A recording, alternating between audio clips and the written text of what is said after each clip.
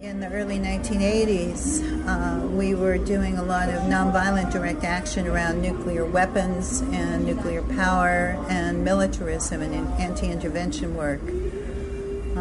That was where I really got involved in a certain approach to politics that's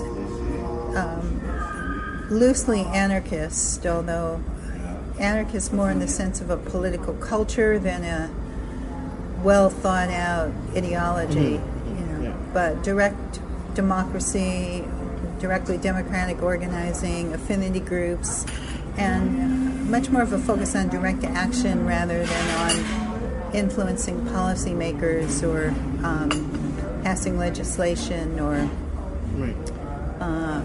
trying to take power within the system. The approach of the inside agitator is to influence policymakers, and that seems to me there's a more limited role for ordinary people in that than in what you're talking about, which allows people to find their own solutions, not individual, but there's something in between that's sort of interesting to me. I mean, for me, my politics have also been always linked to my spirituality, to the understanding that the earth is alive and sacred and we're all a part of that. And somehow that seems to lend itself more to organizing things like demonstrations and protests than just sitting in policy meetings. But part of that, it's about empowerment. It's about everybody finding that their own inner power and their own ability to act, but also putting that together with other people and using it in a way to identify what supports the power structures in society and chiseling away and undermining those supports and withdrawing consent from those supports. It's also about having a strategic understanding of power and understanding that oppressive power always rests on certain supports. One support is the willingness of people to comply with it. One support might be the resources it can commandeer. One support might be the level of violence it can bring to bear against people. And then you look at those supports and say, okay, where do we have power in this? The other part of it is withdrawing consent in a way that directly interferes with the operation of the systems, that raises its costs of operating.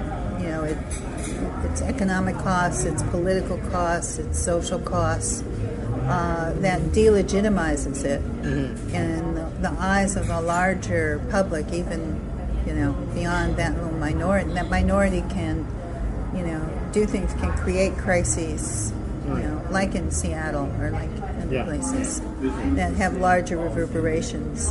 Maybe just switch gears a bit and talk about the global justice movement. And we were talking yesterday about it sort of switched from, the sort of in the streets, confrontational movement, and now it's something else. So where do you see it having gone? A lot of it has gone into local organizing around local issues,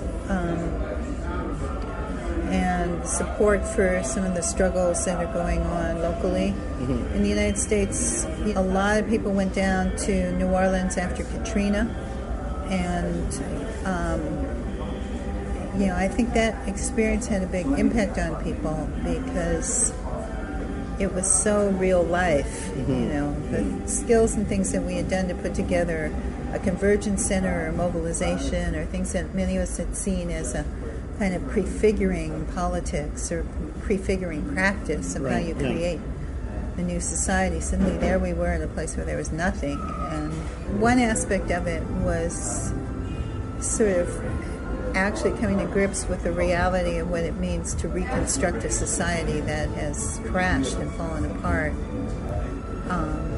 And the second part was seeing the potential for actually organizing and connecting with people across really different political barriers. There were people who would come down and volunteer who weren't, anti-global activists. They just heard about someone needed help, and this was a place you could actually plug in and not not be sat in a barracks somewhere waiting for the Red Cross to decide it was okay for you to go do something. You know, if we want to mobilize people and we want to radicalize people, we have to start where people are. Right. We can't start where we think people ought to be and tell them how bad they are for not already being there, right? Yeah. You know?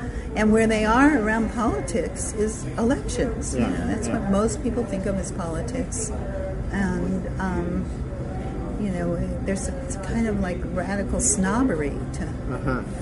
Plus the differences. I mean, after Katrina, I can't ever say that there's no difference between like a Bush and a Kerry or a Bush and a Clinton, because there are real differences that may, you know, yeah, Clinton pushed through NAFTA, and Clinton was bad on all the globalization issues, but he was a good manager, right? Yeah. He had an efficient FEMA under him, and he, you know, put time and thought and attention and energy into things like emergency services. And there are people who are dead today who would have been alive if he or Gore had been president instead of Bush during Katrina, and it makes a difference to those people. And those people are the people we always say we're interested in mobilizing, you know, the poor, the people of color, the people with the least resources. So we can't ignore those smaller things that really have a real impact on people's lives on that level.